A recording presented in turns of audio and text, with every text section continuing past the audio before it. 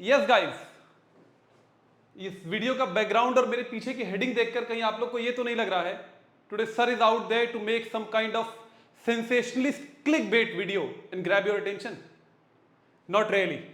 But before we begin, मैं शिवार्थ मेधा redefine की तरफ से आज आपके लिए एक नया वीडियो लेकर आया हूं, एक बहुत ही इंटरेस्टिंग, एजुकेशनल और एक नए किस्म का वीडियो। दोस्तों, जैसा कि लिखा है पीछे, it's time to rewrite the chemistry text books, 100-year-old chemistry rule broken. कुछ ऐसा लग रहा है, इट्स लाइक बिग माउथिंग, बहुत बड़ी बड़ी बातें करने की कोशिश हो रही है। लेकिन दोस्तों, अगले 10 से 15 मिनट में, if you follow me, will be discussing some details and it is really a tectonic movement in the history of organic chemistry. कुछ ऐसी चीजें हुई हैं, कुछ ऐसी बातें हुई हैं जिससे एक बार रीथिंक करने की जरूरत है। जो बुनियादी प्रिंसिपल्स और रूल्स हैं ऑर्गेनिक केमिस्ट्री के, do they require a new way to look at it? क्या हम उनको रिविजिट करने की जरूरत है? उसी के बारे में अगले 15 मिनट में आपसे बात करने वाला हूं। दरअसल जिस विषय पर मैं उसकी एक ब्रीफ समरी दे दूं, फिर मैं आपको डेटा, हार्ड डेटा और फैक्ट से बताऊंगा कि what I am up to. So it's not just like some I am talking in terms of some vague theory कि हवा हवाई कुछ बातें करूंगा, ऐसा हो सकता है, वैसा हो सकता है। No, I am trying to present you and these are not my facts. Obviously मैंने भी कहीं से लिया है, वो सोर्सेस के साथ मैं आपके सामने रखूंगा कि what I am up to. So without much ado, starting on. दरअसल आज हम लोग बात करने वाले हैं ब्रेड्स रूल की। 11th 12th के स्टूडेंट्स को जाता ऑर्गेनिक केमिस्ट्री में जो लोग हैं और जो लोग जेई एडवांस वगैरह की तैयारी कर रहे हैं या हायर लेवल ऑफ केमिस्ट्री थोड़ा सा पढ़ते रहते हैं ऑर्गेनिक केमिस्ट्री, उनको एक नियम पता होगा केमिस्ट्री का, ब्रेड्स रूल। ऑर्गेनिक केमिस्ट्री में ऑलरेडी बहुत सारे इस तरह के नियम हैं। हकल्स रूल है, एंटी हकल्स रूल है, मार्कोनिकॉफ रूल है, इस तरह के बहुत सारे नियम हैं जिनके एक्सेप्शंस भी आते हैं बीच बीच में। But there many rules which sometimes look like carved in stone, मतलब ऐसा लगता है बिब्लिकल है, वो लिखे हुए हैं और वैसा ही होता है। एक ऐसा ही नियम है ब्रेड्स रूल। ब्रेड्स एक जर्मन केमिस्ट थे, करीब 1920s में, 1925 के करीब आज से 100 साल पहले एक रूल दिया था उन्होंने बाईसाइक्लिक कंपाउंड्स को लेकर। ऑर्गेनिक केमिस्ट्री में एक सीरीज ऑफ कंपाउंड्स होते हैं जिनको बोलते हैं बाईसाइक्लिक कंपाउंड्स। इसमें 2 रिंग्स होती हैं और इन बाईसाइक्लिक कंपाउंड्स में उनका ये कहना था, जो ब्रिज हेड एटम्स हैं, मतलब जहां पर वो दोनों रिंग्स जुड़ रही हैं जिन कार्बन एटम्स के थ्रू, जिन्हें बोलते हैं ब्रिज हेड एटम्स, उनका कहना था कि ये ब्रिज हेड एटम्स कभी भी सी डबल बॉन्ड्स नहीं बना सकते। ये सी डबल बॉन्ड वाले एटम्स नहीं हो सकते। और उनका लॉजिक था, जो एक काफी साउंड लॉजिक है, उनका कहना था कि अगर ये सी डबल बॉन्ड सी वाले कार्बन होंगे, तो जैसा कि आपने 11th की केमिस्ट्री में पढ़ा है, सी डबल बॉन्ड सी का मतलब कार्बन का हाइब्रिडाइजेशन हो जाएगा sp2, और उसका शेप या ज्योमेट्री हो जाएगी ट्रायगोनल प्लेन में हो जाएगा वो। उनका कहना था ऐसे दो एडजेसेंट कार्बन जब होंगे, जिसमें एक सी डबल बॉन्ड सी वाला होगा, एक सी डबल बॉन्ड सी वाला जो दूसरा होगा रिंग का एटम, उनके बीच जो पी ऑर्बिटल्स होंगे, पाई बॉन्ड बनाने के लिए, डबल बॉन्ड बनाने में जो पाई बॉन्ड है उसको बनाने के लिए इन पी ऑर्बिटल्स को आमने सामने होना पड़ता है। एडजेसेंट पी ऑर्बिटल्स को एकदम आमने सामने होना, पैरेलल होना पड़ता है। लेकिन बाईसाइक्लिक रिंग्स में जो ब्रिज हेड वाले कार्बन एटम्स होंगे, तो ये पी ऑर्बिटल्स का अलाइनमेंट कुछ ऐसा हो जाएगा, वो पैरेलल नहीं होंगे, परपेंडिकुलर हो जाएंगे या कुछ ऐसे हो जाएंगे, अलाइन नहीं होंगे एक दूसरे के सामने। इसलिए इनके बीच में बॉन्ड नहीं बन पाएगा, इनका ओवरलैप नहीं हो सकेगा।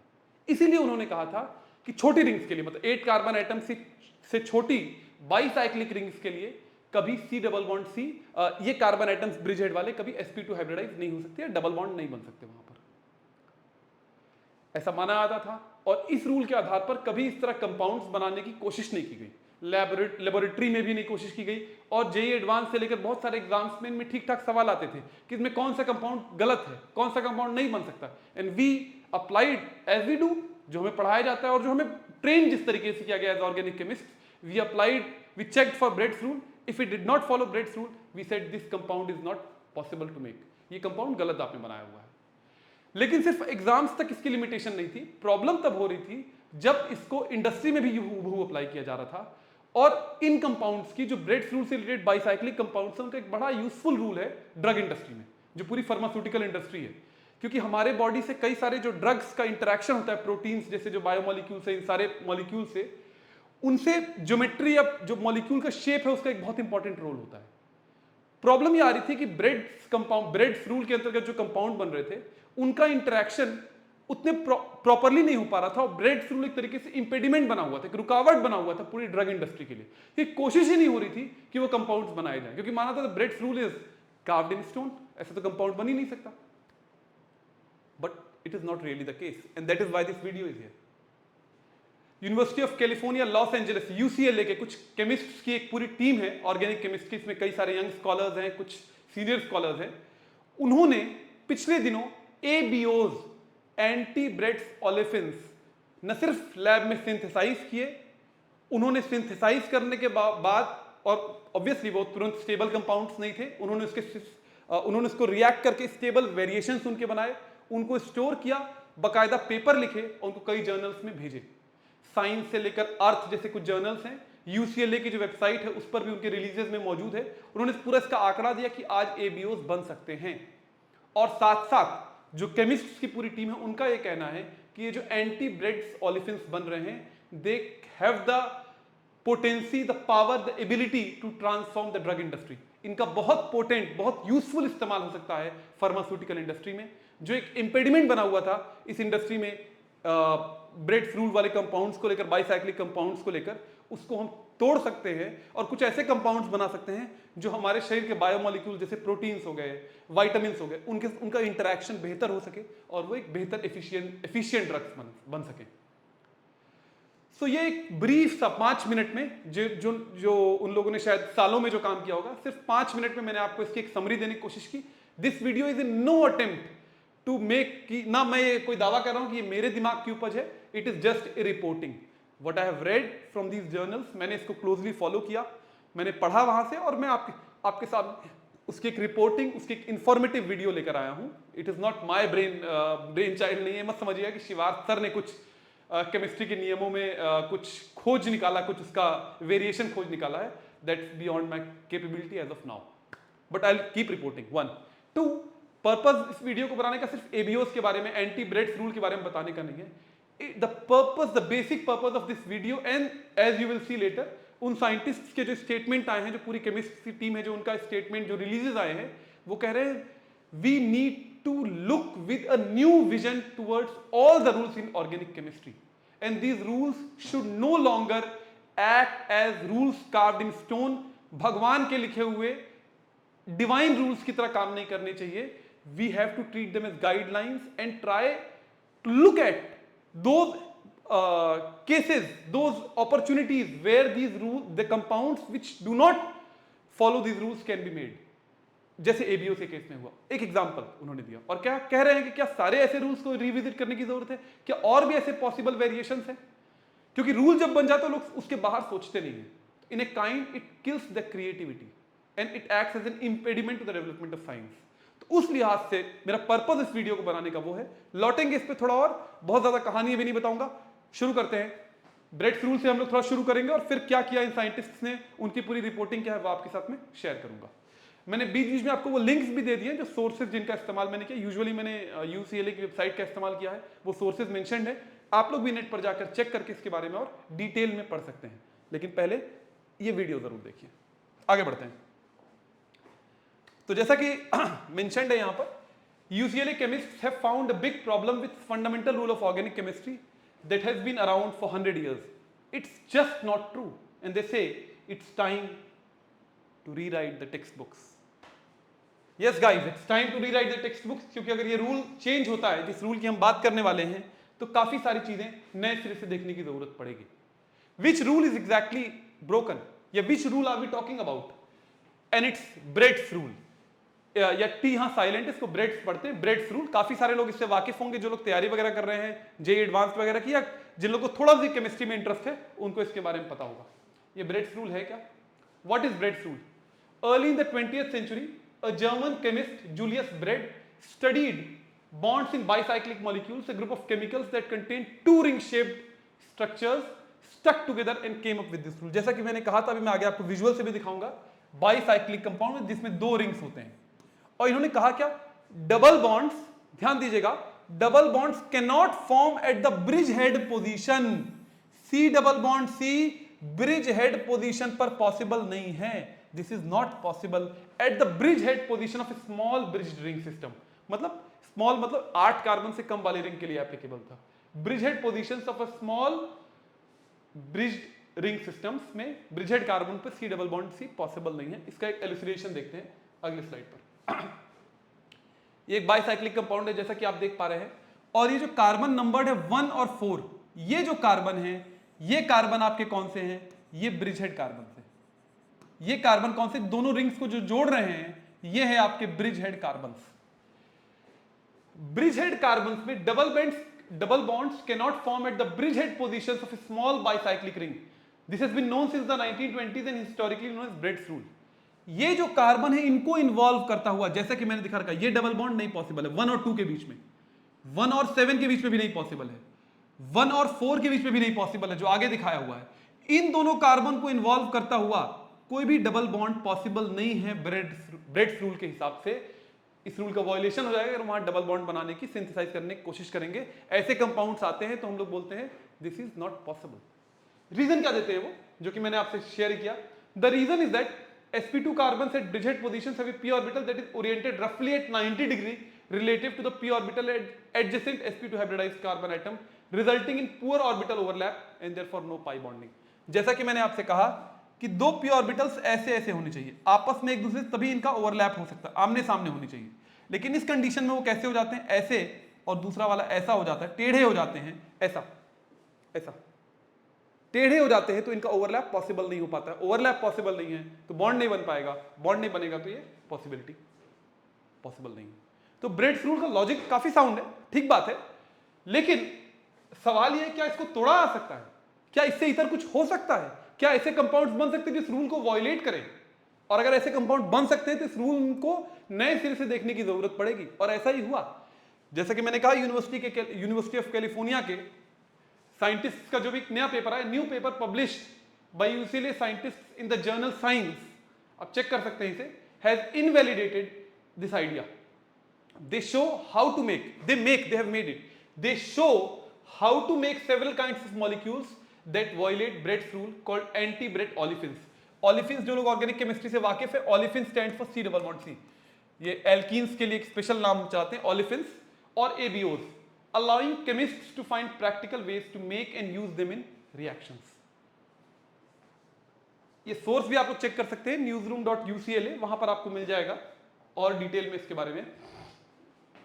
मैकडॉर्मेट उनके साइंटिस्ट की टीम के एक लीडिंग केमिस्ट हैं। Now McDermott and his colleagues have come up with a way to make anti Bredt olefins and use the method to synthesize complex 3D molecule. जो मैं कह रहा था ड्रग इंडस्ट्री, जिस पे आगे हम आएंगे, use the method to synthesize complex 3D molecules because the anti-Bread olefins are unstable and highly reactive.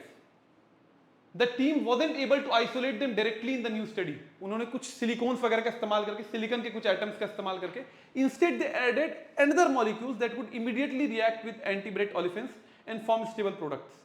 That allowed them to experiment with several different variations on anti-Bread olefins and their more stable products. And this thing is the tectonic movement.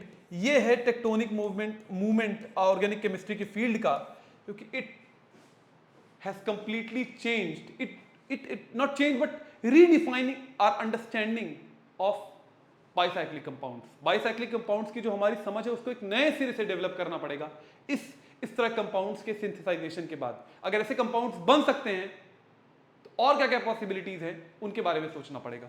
और जो मैंने कहा था, it's not just a matter of theory कि मन हुआ, मतलब कोई पजल सॉल्व करने की बात नहीं। ऑल्दो साइंस में पजल सॉल्व करना भी एक बहुत इंपॉर्टेंट चीज है, because that stands as a very important step in development of science. But इसका एक बहुत इमीडिएट प्रैक्टिकल यूज है, जो मैंने आपसे कहा फार्मास्यूटिकल इंडस्ट्री में, जिसके बारे में आगे देखते हैं। क्योंकि इन एबीओस के कारण पूरे फार्मास्यूटिकल इंडस्ट्री की एक नई ब्रांच, मतलब एक नया जो एक इंपेडिमेंट था, जो रुकावट थी, वो टूट सकती है। And we can synthesize a new category and class of drugs whose efficiency will be lot more as compared to the already available drugs, जिसके बारे में हम यहाँ बात करते हैं। Reactions using ABOs, anti-Bread olefins, could open doors to new types of medicines. Study co-author Neil Garr, a professor and chemist at UCLA, told Life Science. The rigid 3D structure, यहाँ ध्यान से देखिएगा, the rigid 3D structures could interact better with proteins in the body than existing flat medicinal compounds, he suggested. The researchers said that they plan to synthesize more compounds with unusual structures and explore new types of reactivity in the future. Guys, this is what we are talking in the real now and here and now में इसका एक बहुत important application है. इस नाते this is what to say a major breakthrough in organic chemistry, a major moment, an important moment in organic chemistry, and as we all should be witness to it. हम सब लोग इसके क्या कहते हैं इसको देखने वाले हैं. इसके मतलब we are all witness to this moment. तो ठीक है, आगे बढ़ते हैं. I hope I'm not sounding very dramatic, but with this we came to the last and the most important part. जो उन साइंटिस्ट्स के जो ब्रीफ्स आए हैं, जो कमेंट्स आए, जो इंटरव्यूज आए, उसमें जो बात सबसे इंपॉर्टेंट है और जो मुझे लगी as a young teacher and more importantly as a young student who loves chemistry, who wants to make people around him learn a bit of chemistry. As far as I know, मैं बहुत बड़ा chemist तो नहीं हूँ, लेकिन जितना भी मुझे आता है, मुझे एक बहुत इंपॉर्टेंट बात लगी जो इन साइंटिस्ट की टीम ने कहा, जो मुझे लगता है कि ये बात दोस्तों हमारी कमरों की दीवारों पर होना चाहिए. दिस शुड बी मतलब इसका एक अगर आप लोग क्या कहते हैं एक शॉट लेकर इसको आप लोग स्टिक कर सके, प्रिंट आउट लेकर अपने कमरों में, अपने स्टडी टेबल्स पर, अपने नोटिस बोर्ड्स पर, तो बहुत इंपॉर्टेंट होगा. If we can question Bredt's rule after 100 years and push the limits of it, there's probably all sorts of other rules that are waiting to be re-examined. अगर हम 100 साल बाद एक नियम की व्याख्या, एक रूल को नए सिरे से देख सकते हैं, so it's a moment to take a pause and try to revisit all other such kind of rules.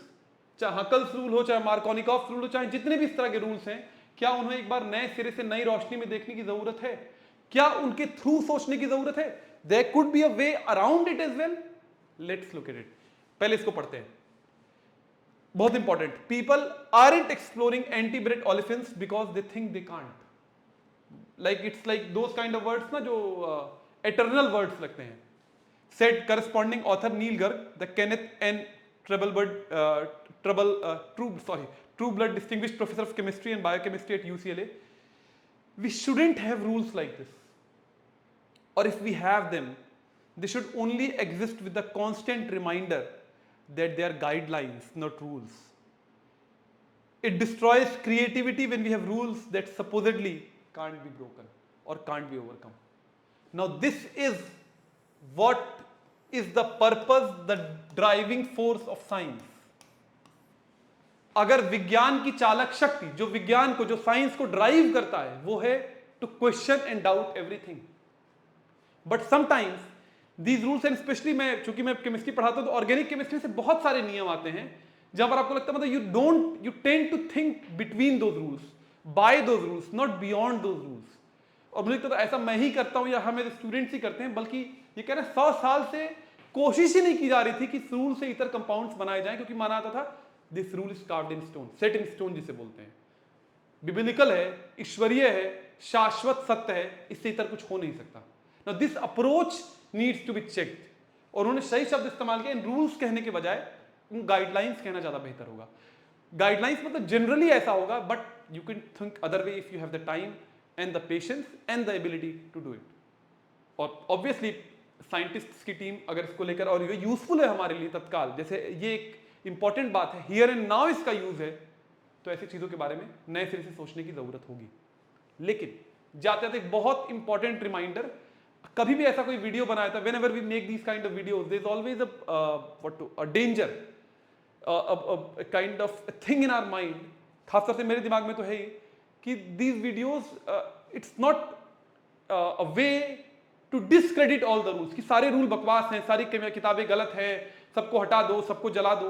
ये पर्पस नहीं है. अगर ऐसा हो रहा है मेरे कहने से, कहीं ऐसा लग रहा है, सॉरी, इसको ऐसा मत समझिएगा, वरना अर्थ का अनर्थ हो जाएगा. The meaning will turn upside down. मैं ऐसा कहने की बिल्कुल कोशिश नहीं कर रहा हूं. These rules have a place. These scientists owe credit, हमें उनको क्रेडिट देना पड़ेगा. ये रूल्स हमारे लिए बहुत मददगार साबित होते हैं बहुत सारी चीजों करने में. And 90% of the times, or rather 99% of the times, they come out to be true. So it is not as if these rules are all बकवास, सब बकवास है जो एक कैंसल कल्चर होता है. मैं ये बात नहीं कह रहा हूं. My point here is it is a moment in our history of organic chemistry where we need to pause, rethink and recalibrate and revalidate certain kinds of rules which we have made to make the study of chemistry efficient. And if it is needed, we need to relook at all kinds of rules. लेकिन इसका मतलब ये नहीं कि कल से हर मतलब every Tom Dick and Harry starts and से न्यूटन का रूल नहीं होता है, फलाने का रूल नहीं होता, इसका रूल नहीं होता. No no no, this will be completely being ignorant and being idiotic. ऐसा कुछ भी हम कहने की कोशिश नहीं कर रहे हैं. हम ये कह रहे हैं कि इन रूल्स को एक नए सिरे से क्या देखे जाने की जरूरत है. We are posing this question with a very humble opinion on the background of mister Neil Garg and his entire team of chemists, जिसके बारे में आगे मैं थोड़ा बताऊंगा, जो उन्होंने अपने पेपर से करके दिखाया है. That is the only purpose of this video. And जिसको बोलते हैं ड्राई अपने आप को बता, as young students of chemistry, as young students of science, as young scientist, we should all, our driving motto of life should be doubt everything, question everything, लेकिन truthfully, not for the sake of it, बल्कि genuinely. अगर आप इसको feel करते हैं तब इन सवालों को खड़ा करिए, इन पे काम करिए और कोई क्रेडिबल चीज आती है दुनिया के सामने लेकर आइए. Will be more than glad to appreciate, share and bring it before the world. Moving on. ठीक है, इन लोगों के बारे में, इन महानुभावों के बारे में जानने की भी जरूरत है. The authors of the study include UCLA graduate students and post doctoral scholars Luca McDermott, Zachary Walters, Sarah French, Allison Clark, Jiaming Ding and Andrew Kellingham, as well as Gerg's long-standing collaborator and computational chemistry expert Ken Hock, a distinguished research professor at UCLA. The research was funded by the National Institutes of Health. Please, एक बात मेरे I would not have मतलब क्या बोलते हैं, mispronounced a lot of names. I hope so. अगर कुछ ऐसा किया हो तो प्लीज सॉरी, मुझे माफ करिएगा. No intention of क्या बोलते किलिंग द नेम्स काइंडली, जैसे कई बार हो जाता है ना, तो I don't intend to do that. अगर कोई मिसप्रोनाउंसिएशन हो गया होगा, English is not my first language, so please forgive me for that. And with this we can wrap up. जाते आते बस इतना ही मैं कहूंगा कि it's an important moment in chemistry. We wanted to bring this before you as students of chemistry. Hope you like this video. अगर आपको ये वीडियो अच्छा लगा हमारी बात कुछ क्रेडिबल है और इंटरेस्टिंग लगी ये बात, तो प्लीज अपने दोस्त, अपने पियर्स, अपने पेरेंट्स, फ्रेंड्स, रिलेटिव्स, सबसे ये वीडियो शेयर करिए. और भी अच्छा लगे तो हमारे चैनल पे और भी जो इस तरह के एजुकेशनल कंटेंट है उसको सब्सक्राइब करिए, हमारे चैनल को देखिए नहीं. And till then stay tuned, will come with the new video shortly. Bye bye, see you all, bye bye.